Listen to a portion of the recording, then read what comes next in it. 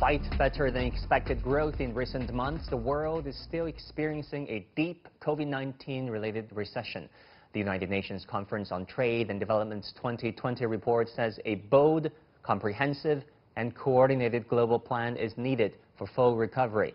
But with the world's two largest economies locked in a deepening confrontation, what will that look like? How serious is the global recession, and how much damage will it do, especially to the developing countries? What might happen if a second wave of infection takes hold, and will 2021 really be better? To talk about all these questions, I'm joined by Dr. Richard Kozel-Wright, Director of the UN Conference on Trade and Development's Division on Globalization and Development Strategies, Professor Jun Qian, Executive Dean of the Fanhai International School of Finance at Fudan University, and Dr. Wang Dan, Chief Economist at Hang Seng Bank. That is our topic. This is Dialogue. I'm Wang Guan.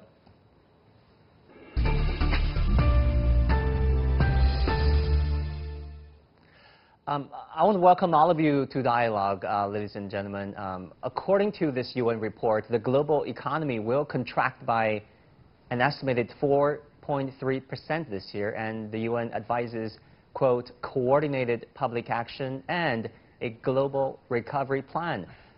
So Richard, why don't I start with you? What should be the top items on this recovery plan?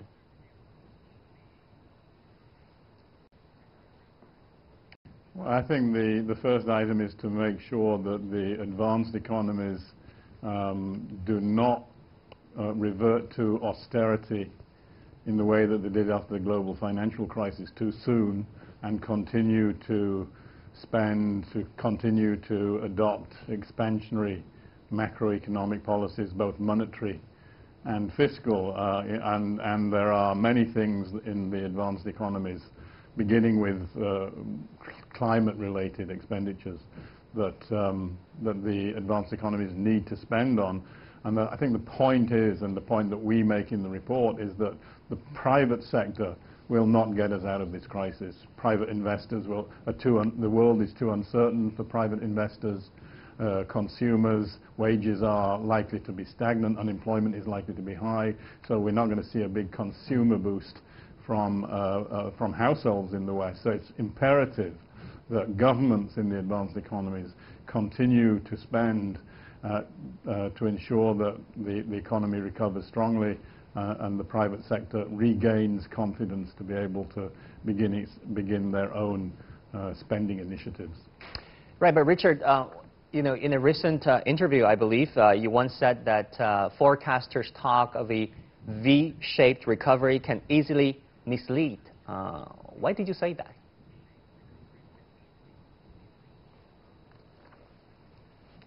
I mean, there's a lot of talk about the V-shaped recovery, and you know, we expect, as you said, a 4.3% decline this year.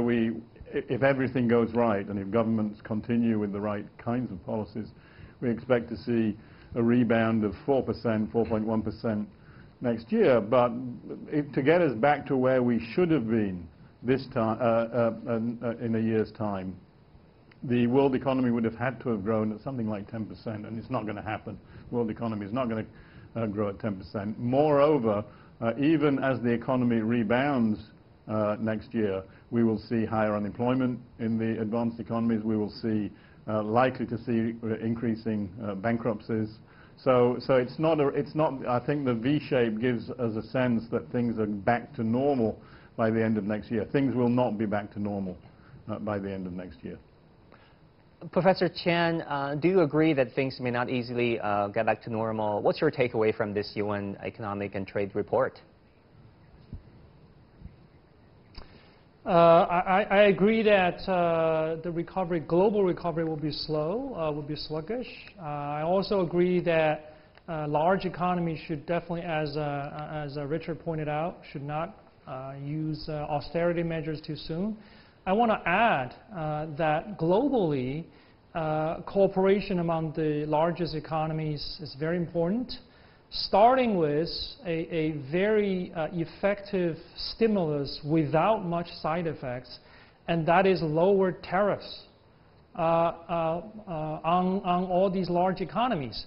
We are basically repeating mistakes made last century during the 1930s. After the crisis broke out, countries erected barriers rather than break them down, and that extended the crisis, that made the crisis deeper. Unfortunately, this uncertain period is going to go on for a while. Perhaps after the U.S. election, we might see more uncertainty on what exactly is going to take place in the U.S., because I do believe that's the other major source of uncertainty in the world, other than how soon we can control the pandemic.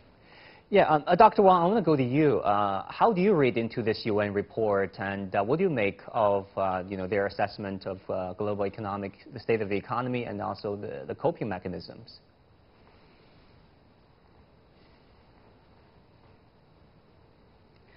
What strikes me the most is actually how badly the emerging markets are doing.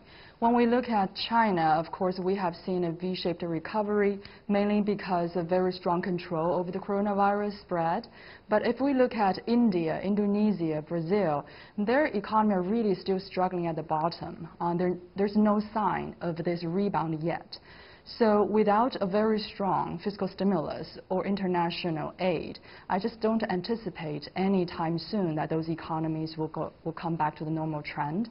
And in this background of China-US tension, in fact, there is not much of consensus among the global large economies. Now even the G7 has more consensus than the G20, and that is really worrying for the future recovery. Well, Dr. Wang, you talked about U.S.-China, geopolitical rivalry over there. To what do you attribute the global slowdown, the forecast of a slowdown, to COVID-19, and how much do you attribute the slowdown to structural issues, both at home and globally?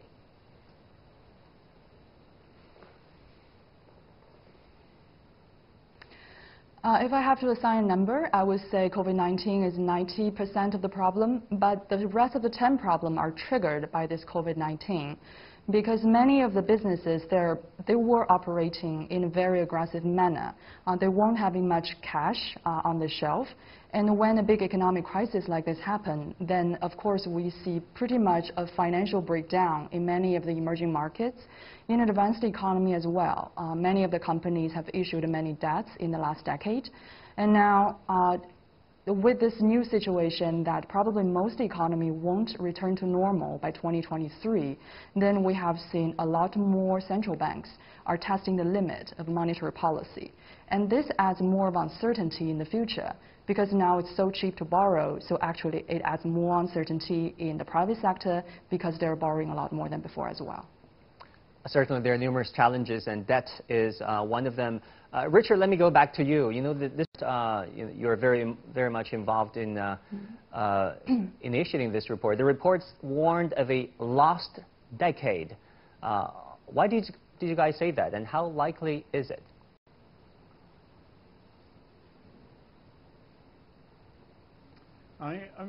Again, we're going back to what happened after the 2009 crisis, when there was initially a big stimulus in which China was clearly involved. There was some degree of coordination across the G20 countries.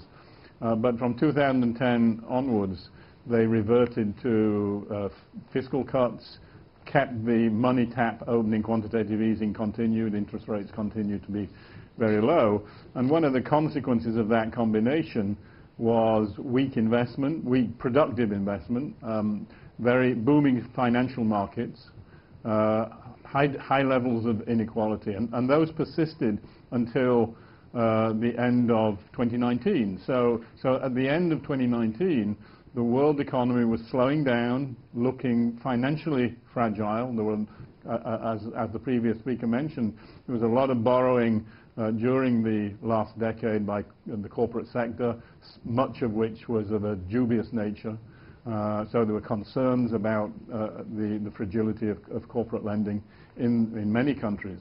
And so we had this situation of fragility, inequality, slow growth. At the end of 2019, the lockdown has not only contributed to a very significant shock to the global economy, but it's also exaggerated those if you like, those pre-existing conditions that were not dealt with properly after the 2009 global financial crisis in most countries. So, so it was a very fragile situation onto which was added this very dramatic locking down of economies, which hit economies from both the supply and the demand side. And that I think it's the combination both of the underlying structural weaknesses and this very dramatic response to the COVID-19 pandemic, which was necessary, of course. We know that, to save lives, to keep healthcare systems going. But it's a combination that has produced a very, very significant downturn in the global economy. Well, let's talk about coping mechanisms, what policymakers can do, what policy mix they should resort to at this point. Professor Chen, the United Nations has warned that a full recovery is impossible unless governments abandon austerity measures.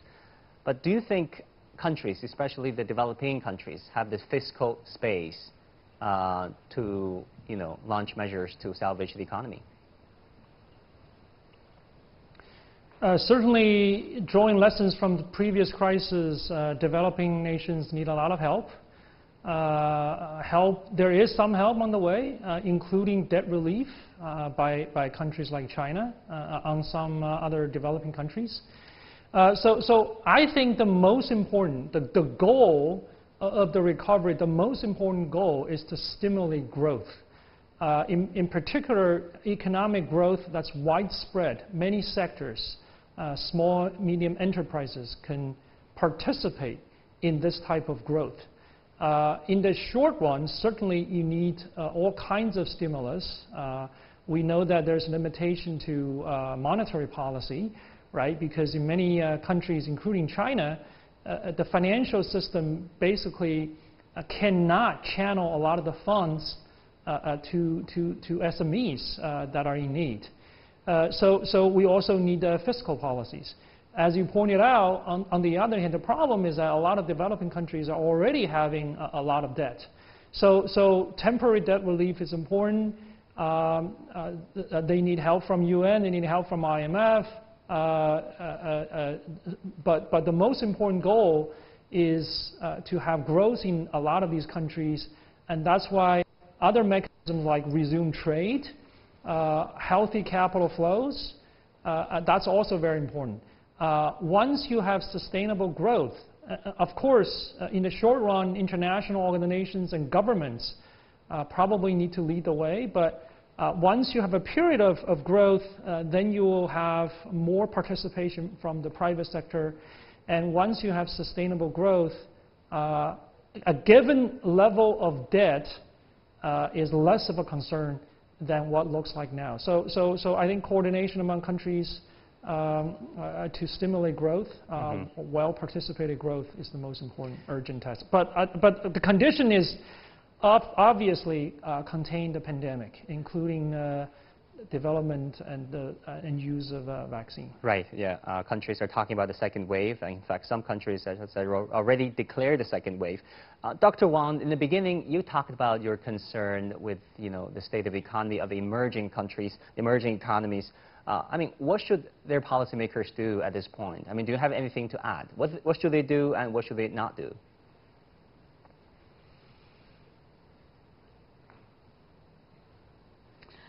So one thing they're already doing is to add a lot of debt to their balance book, and that is quite dangerous because we have already seen the lesson from the global financial crisis, what it did to a country in the long term. So now those countries are borrowing a lot of foreign debt, and that is very dangerous. I think one thing they probably should think about more is to construct the economy out of the recession rather than borrow the economy out of the recession. Because you really need some more new momentum through either infrastructure building or housing building or some sort of project. It can gather momentum, provide jobs, and provide streams of incomes in the future, instead of just borrow and provide a very generous social safety net. I just don't think that is a very good way of coping with the crisis. But unfortunately, also because of this crisis, protectionism and also the internal political conflict are rising in many of the emerging markets. So they have to appeal to their voters by giving them a lot of the subsidies. I don't see a quick solution out of this. We can just only hope that international institutions like UN and countries like China and the US can step in and help them to construct their way out of recession. Right. Richard, let's talk about the developed countries. The UN report forecasts that the biggest falls in output, in absolute numbers, will be in the developed world, with some countries registering double-digit decline. Why do you think that is? I mean, and what can countries over there do to, reverse the situation, hopefully?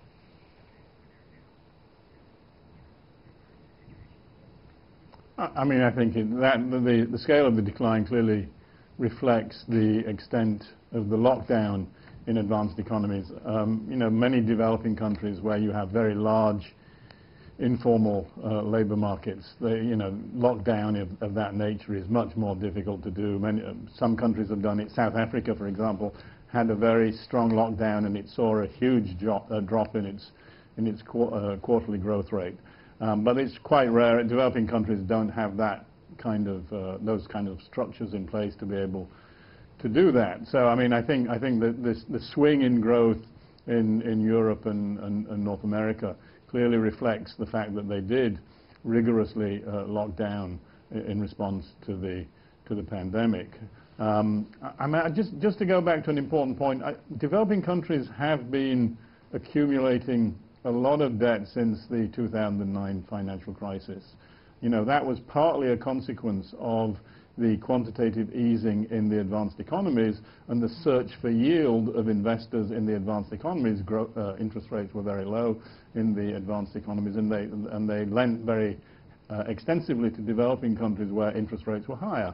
And so, many developing countries were not only fragile in terms of the structure of their economies, but they were fragile financially before the financial crisis. And I think that's the reason that we need to see much more vigorous international support for the policy space of developing countries. Unless we see a large amount of debt relief over the coming year or so, it will be very difficult for developing countries to engage in the kind of fiscal expansion that most advanced economies and I think a country like China have the room to engage with. So that's, I think, it's very, I mean, there is a real significant difference between many developing countries, not just the poorest. I mean, we're not just talking about the least developed countries here, but countries like Argentina and Lebanon that are already in a crisis, countries like Ecuador. So, I mean, it's a very difficult situation for many developing countries that really do need significant debt relief if they're going to get out of this problem. Right. Richard, when the United Nations forecasted a 4.3% decline in global growth, did they factor in the second wave? For example, Canada has just announced the arrival of the second wave in the country of COVID-19 pandemic.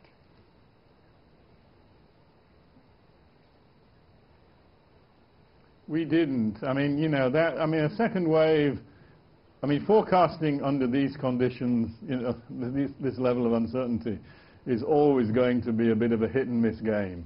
I think, if we're forced into lockdown, and most policymakers and political leaders in the advanced economies have said that a second lockdown would be too expensive. I think they're going to make every effort not to lock down. So no, the answer is that we didn't factor in a second lockdown in the advanced economies in our projections. I think that would change everything that we've said. So I do believe strongly that advanced economies will be trying very hard second lockdown. Yeah, we do if hope it there will be happens, the cure situation will or be a much vaccine more serious than it was before. Sometime soon. Professor Chen, let me go to you. But let's talk about China. Most people don't expect that.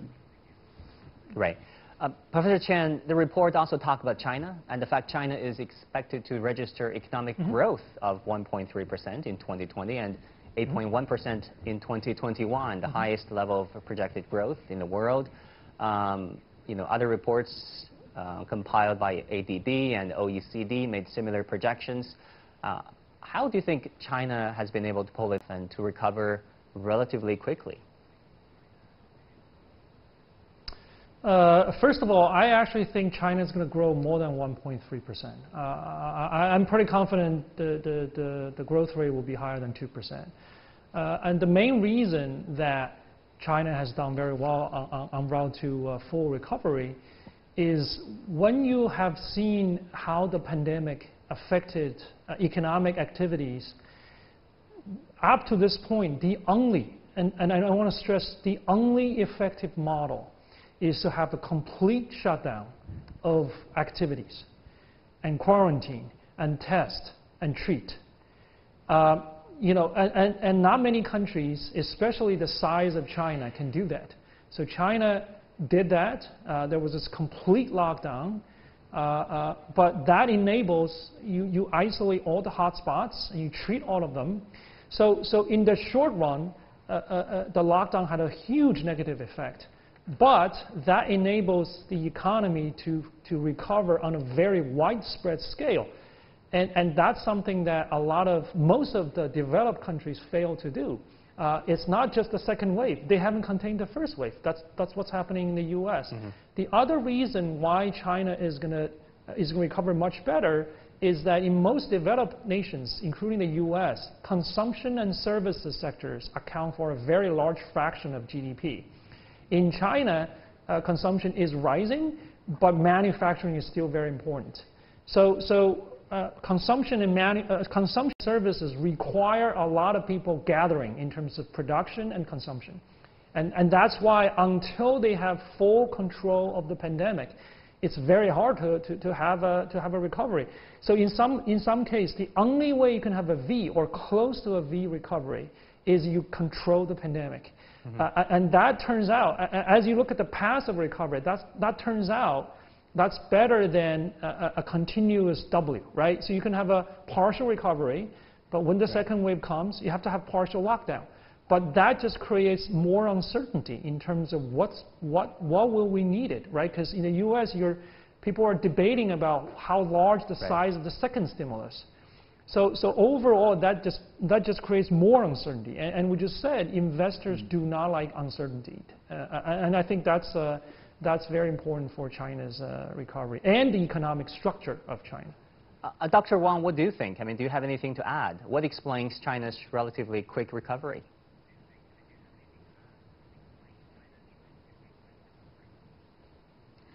Let's not forget about the stellar performance of China's export this year. If we're looking at the first 8 months, China's trade surplus was actually exceeding $300 billion US.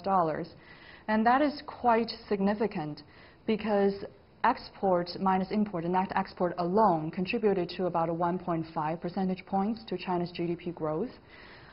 This is due to several reasons. One is, of course, there is a high demand for medical devices, household appliances, and China's supply chain is actually the only one in the world that can provide a stable supply at a reasonable price.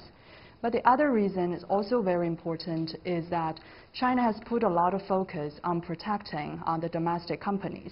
So we have seen that supply recovered way before demand, even early in March. Many of the small factories, let alone the bigger state-owned factories, they have come back to work and start to normalize. And those combined have contributed to a relatively standing up export sector, and that's very important. Right. Richard, I want to ask a similar question to you. China proved itself to be a main engine of growth in the aftermath of the 2008 financial crisis. Do you think it could repeat that role this time around?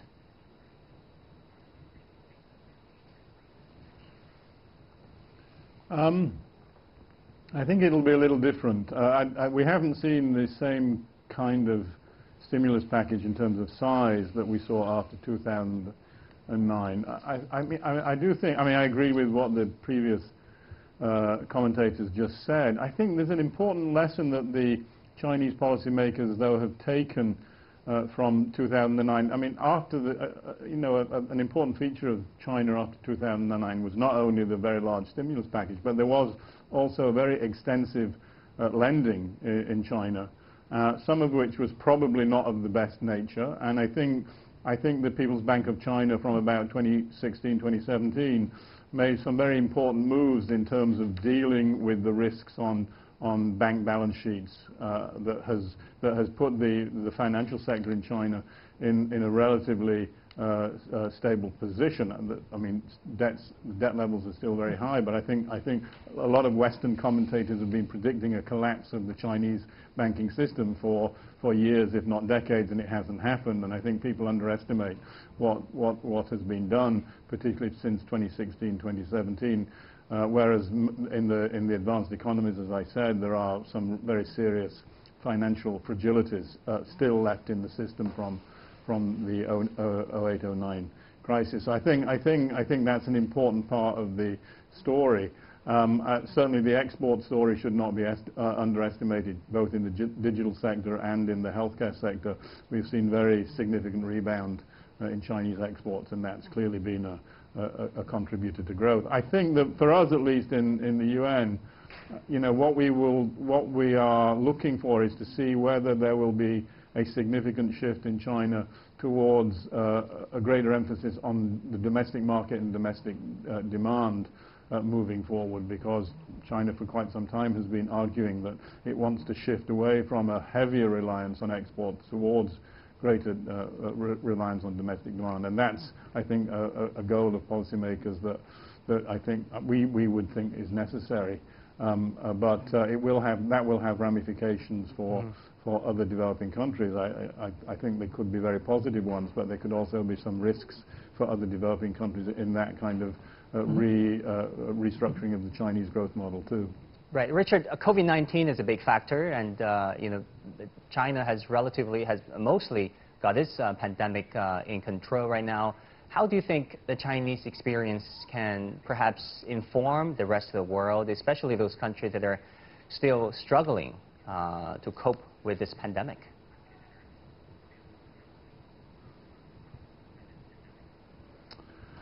Yeah, you know, for us at least, and it's been you, I think you mentioned it yourself, you know, international cooperation is, to put it mildly, fragile at the moment. The multilateral system, we're celebrating our 75 years this year, but it's not in great shape. And I think it's going to be very important for not only for China to play that key role in ensuring that international cooperation is maintained, but I think there are important lessons from the Chinese experience that the multilateral system needs to absorb if it's going to deal more effectively with this kind of crisis. I mean, one of the important lessons, at least for us, one of the important lessons of China is that it opened up very strategically, both in the trade area and in particular in the financial area. And many developing countries have been forced into opening up far too quickly in terms of their financial markets, their capital account, and that has left many of them in a fragile situation. I think I think it's important for policymakers in the international community to look hard at the Chinese experience, because it is a tremendously successful experience, and learn the right lessons from that. And this very measured, strategic approach to integrating with the global economy, I think, is something that we need to take to heart and think how reforms in the multilateral system can support that kind of approach in other developing countries. All right, Richard, thanks so much for your insight. And I also want to thank all our guests for participating in today's discussion. Thank you all so very much. And that will do it for this edition of Dialogue. I'm Wong Guan in Beijing. See you next time.